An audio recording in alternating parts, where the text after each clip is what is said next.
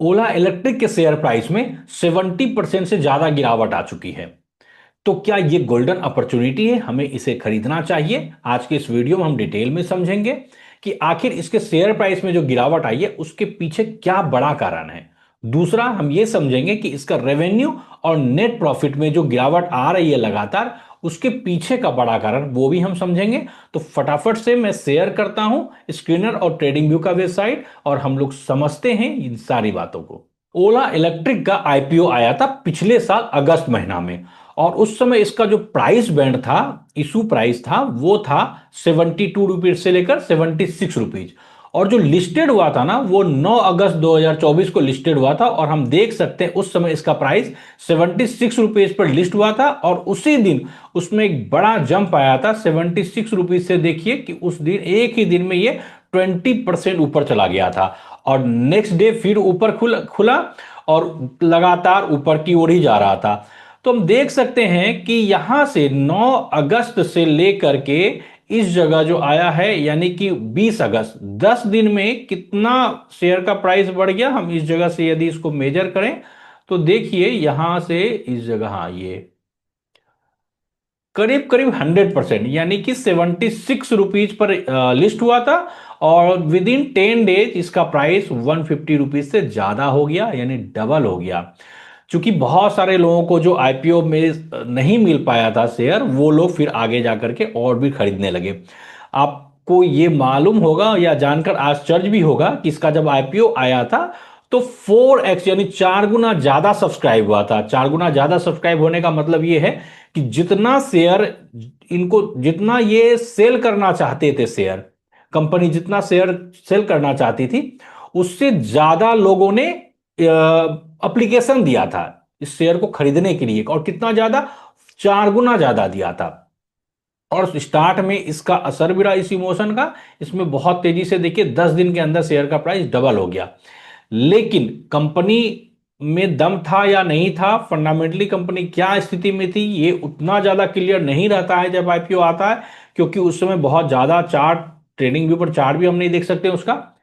तो उसके बाद आप देखिए किस तरह से इसमें गिरावट स्टार्ट हुआ है। 20 अगस्त के बाद से आप देख सकते हैं एकदम डाउन ट्रेंड में जा रहा है, और जाते जाते आप देख सकते हैं ये फिर बीच में थोड़ा सा ऊपर गया था, लेकिन फिर से नीचे आने लगा, और आग करके ये लो बनाया था 65 रुपीज का। 28 जैन इसी साल की मैं बात कर रहा हूं, 65 रुपया आ गया था। 150 रुपया से 65 रुपया आ गया, और उसके बाद और नीचे गया, और नीचे जाकर के अभी भी नीचे गिरावट जारी है। यहां पर देखिए ये जगह 17 मार्च को, इस साल 17 मार्च को ये 47 रुपीज आ गया। 47 रुपीज आने के बाद फिर इस जगह पर एक इसको सपोर्ट मिला है, यहां पर 46 रुपीज के आसपास। ठीक है, और यहां से फिर ये अगला बार जो इस सपोर्ट को तोड़ा, तो इस बार जुलाई में ये 39 रुपीज पर आ गया उस सपोर्ट को तोड़ करके। लेकिन खेल यहां खत्म नहीं हुआ। वापस हम देख सकते हैं रैली आई अगस्त महीना में। अगस्त महीना इसी साल में रैली आई, और यहां से वापस शेयर का प्राइस ऊपर जाने लगा, क्योंकि यहां पर से बहुत सारे लोगों ने सोचा कि ये शेयर काफी सस्ता मिल रहा है, लेते हैं। और यहां से जब बढ़ना शुरू हुआ तो हम देख सकते हैं कि 70% चला गया ऊपर। कब से बढ़ना स्टार्ट हुआ? 14 अगस्त से। 13 अगस्त को लो बनाया, 14 अगस्त से ऊपर जाना शुरू हुआ, और 40 रुपया से ये पहुंच गया सीधा सीधा कितना? 70 रुपीज पर। अगस्त से लेकर के सितंबर, विद इन 1 मंथ, एक महीना के अंदर ये कितना हो गया? 70%। एक बार फिर से इसको हम लोग यहां पर मेजर करते हैं कितना बढ़ा। यहां से देख लीजिए 70% से ज्यादा जंप आ गया। ठीक है, और उसके बाद फिर गिरावट चालू, और फिर गिरावट होते होते आप देख सकते हैं अभी फिलहाल इसका, मैं यहां पर करंट प्राइस देखता हूं स्क्रीनर के वेबसाइट पर। आप देखिए 43 रुपीज पर अभी ये ट्रेड कर रहा है, यानी ऑल टाइम हाई जो बनाया था 150 रुपीज से ऊपर का, और फिलहाल 43 यानी 70% से ज्यादा का इसमें गिरावट आई है। तो हम समझते हैं आखिर इसमें गिरावट आई है, इसके पीछे कारण क्या है। तो स्क्रीनर पर हम चीजों को समझने का कोशिश करते हैं स्क्रीनर डॉट इन के वेबसाइट पर। मार्केट कैप तो आप देख पा रहे हैं कि 19,000 करोड़ से ऊपर का मार्केट कैप है अभी कंपनी का, लेकिन सबसे डराने वाली बात है क्या, return on capital employed negative में, वो भी 1 2 5% नहीं बल्कि 28% है करेंट ईयर का return on capital employed, ROC आप अच्छी तरह समझते होंगे।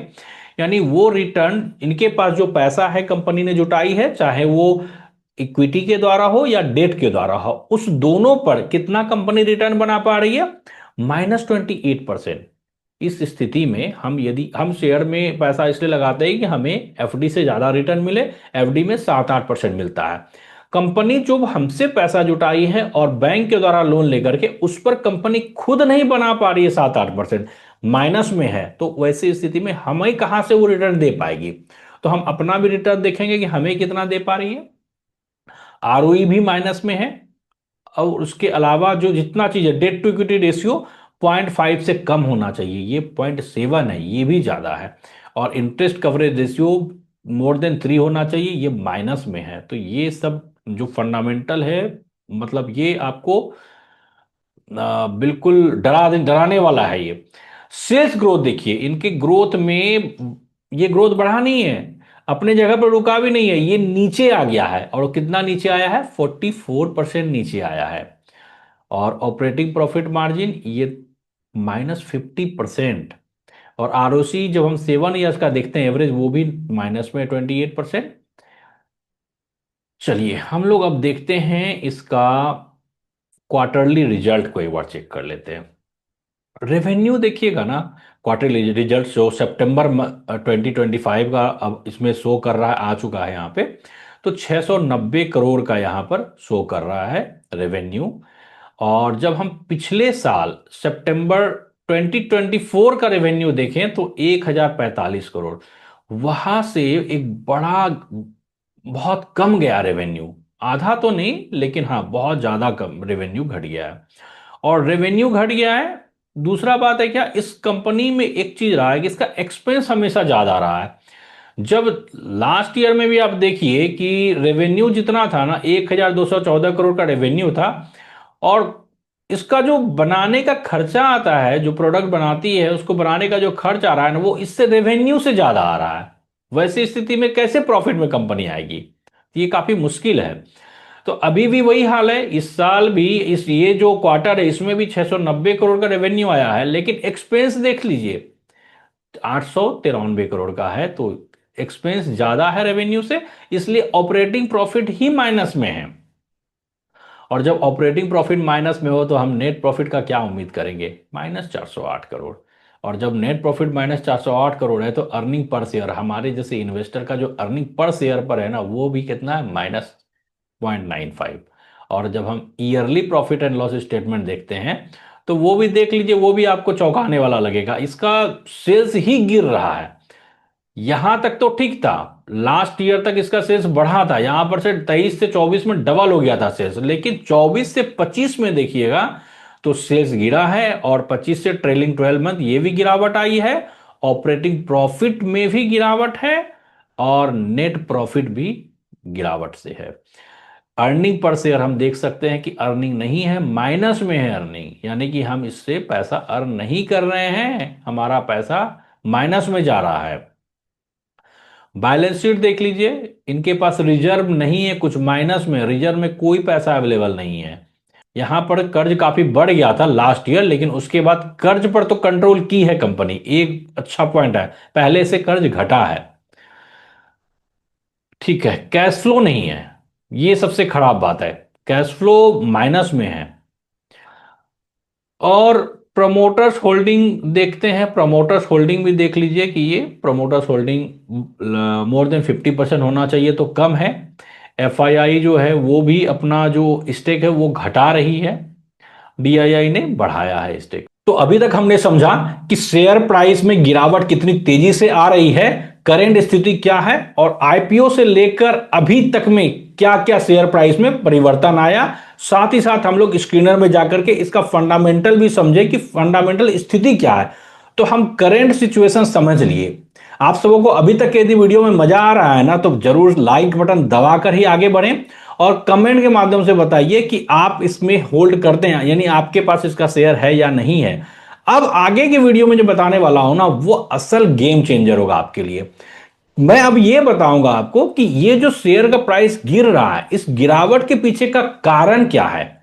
साथ ही साथ ये जो रिवेन्यू में जो गिरावट आ रही है ना सेल्स में, उसके पीछे का क्या बड़ा कारण है। तो लास्ट तक वीडियो में जरूर बने रहें। तो चलिए समझते हैं शेयर प्राइस गिरने के टॉप 3 कारण क्या है। सबसे पहला कारण है रेवेन्यू गाइडेंस कट करना। भाई ये क्या किया कंपनी ने फाइनेंशियल ईयर 25-26 के लिए अपनी सेल्स और रेवेन्यू गाइडेंस ही घटा दी। यानी पहले क्या था, पहले इन्होंने कहा था कि 4200 से लेकर 4700 करोड़ का टारगेट था इनका सेल्स का, लेकिन वो घटा करके इन्होंने कर दिया 3000 से लेकर 3200 का टारगेट। यानी अपना ही टारगेट वो इस कंपनी ने घटा दिया, क्योंकि इनको ऐसा लगा कि ये वाला जो सेल्स है ना, ये मेरे से पूरा कर पाना संभव नहीं है। तो ये जो घटाया ना, इससे इन्वेस्टर का भरोसा डगमगा गया, और जब भरोसा डगमगाएगा तो क्या होगा, लोग सेल करेंगे, सेल करेंगे तो क्या होगा, शेयर का प्राइस गिरेगा। तो एक पहला कारण ये रहा गिरावट का। दूसरा, बढ़ती कंपटीशन। भाई इतना कंपटीशन बढ़ चुका है ना इस मार्केट में, टीवीएस, बजाज, एथर, ये सब कंपनी मार्केट शेयर छीन रही है ओला का। और दूसरा बात है, ओला के साथ क्या है ना, इनका डिस्ट्रीब्यूशन और सर्विस नेटवर्क उतना नहीं है जितना टीवीएस और बजाज ये सब कंपनी का है। तो ये दूसरा बड़ा कारण है शेयर प्राइस गिरने का, क्योंकि ये सब की वजह से सेल्स गिरता है, और सेल्स गिरेगा तो फिर शेयर का प्राइस ऑटोमेटिक लिंक है एक दूसरे से। निगेटिव सेंटिमेंट्स क्या हुआ, महाराष्ट्र सरकार ने कुछ अनलाइसेंस शोरूम बंद करवा दिए, इनका बहुत सारा शोरूम वहां पर बंद करवाया। और रेगुलेटरी इशू, उसके अलावा हुंडई और किया ने भी दबाव बढ़ाया है, यानी स्टेक सेल्स न्यूज भी है कुछ, इसके वजह से भी लोगों का भरोसा गड़बड़ाया है और लोग सेल कर रहे हैं, इस वजह से शेयर का प्राइस गिर रहा है। अब हम समझते हैं इनका जो रेवेन्यू है, जो सेल्स है, वो गिरने का टॉप 3 कारण क्या है। डिमांड में तेज गिरावट। Q2 का जो रिजल्ट हम देखते हैं, उसके हिसाब से इनमें 52,666 यूनिट्स ही बिका है ओला का। और ये हम पिछले साल के तिमाही से देखें तो 98,619 पिछले तिमाही में बिका था, उससे 47% की गिरावट है बिक्री में। जब 47 बिक्री में परसेंट गिरेगा तो निश्चित तौर पर रेवेन्यू घटेगा ही।